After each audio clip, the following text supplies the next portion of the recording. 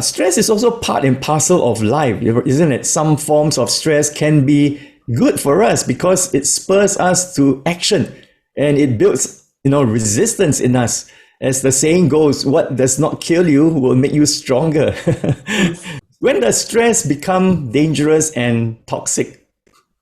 To understand when the stress become dangerous, we need to know that there are actually a few categories of stress. Stress can be divided into three primary types. So the first type is acute stress. The second type is episodic acute stress. And the last one is chronic stress.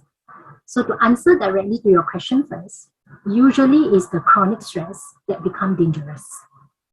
And you're not wrong to say that healthy stress actually produce growth. Healthy stress gives us resilience.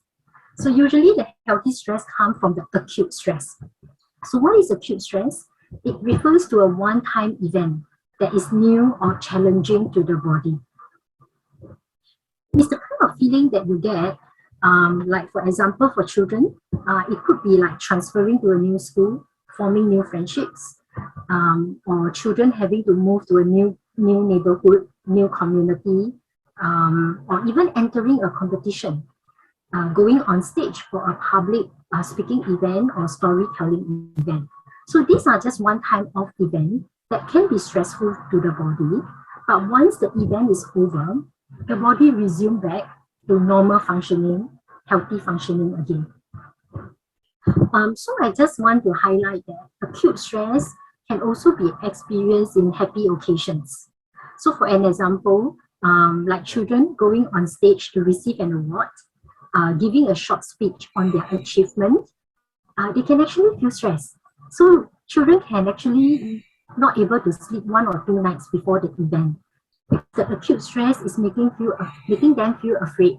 Like if they go on the stage, whether they will make mistake, whether they will blank out in front of a big crowd. And I do know that some children, when they are excited to go on stage to receive the award, they are also really frightened that they will fall off the stage while walking up the stage. So these are acute stress that when managed and processed with the children, they learn different coping skills of managing it. The event is over, their body will come back to a normal functioning. Yeah? The second type of stress is episodic acute stress. It means that episodic and acute, as the name refers, it happens when the new challenging event happen on a frequent basis. So like the same acute event happens every week or every few months. So a very common high stress situation we see for children is exams. Exams happen 2 times a year. Or CA, continual assessment, that happen also maybe 2-3 times a year. So the body will have to go through that stress again whenever the exam or the test is approaching, or when they have to go for competition once every few months. With this type of episodic acute stress, generally, if let's say if the episode is repeated at a very close interval, what it means for the body also, the body may not have enough time to return to a relaxed and calm state. So the body will often have to be on the hyper vigilant, hyper anxious to attend to the event repeatedly. And also, an important thing to highlight here is also the children experience with the event itself. So if let's say the first time they experience the competition or the exam, they did not receive positive, encouraging comments from the coaches or from the teachers, then naturally the body does not have a good association to the stress. It will make them feel bad about themselves, or sometimes children will internalize it as a shame. I'm bad, I'm not good enough, I must be horrible because I can't handle the stress. So this will make it even harder to deal with episodic acute stress. Yes. The last one is chronic stress.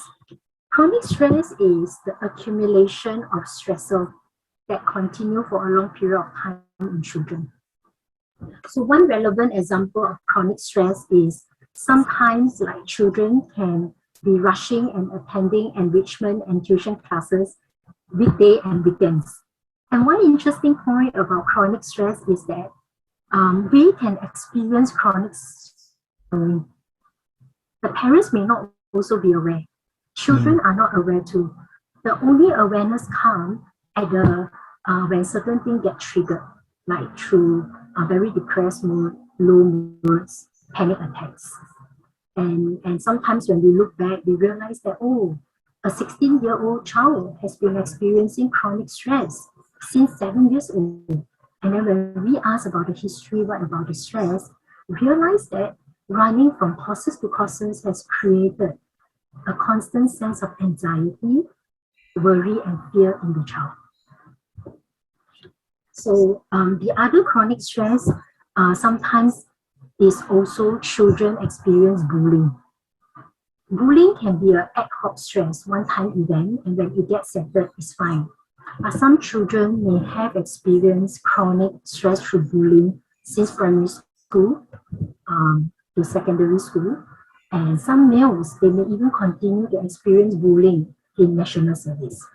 Wow. So it looks like there are many, many things that can cause stress in our kids, not to mention adults too. And all the more parents need to be very vigilant and attentive to look out for different signs, of stress in their children.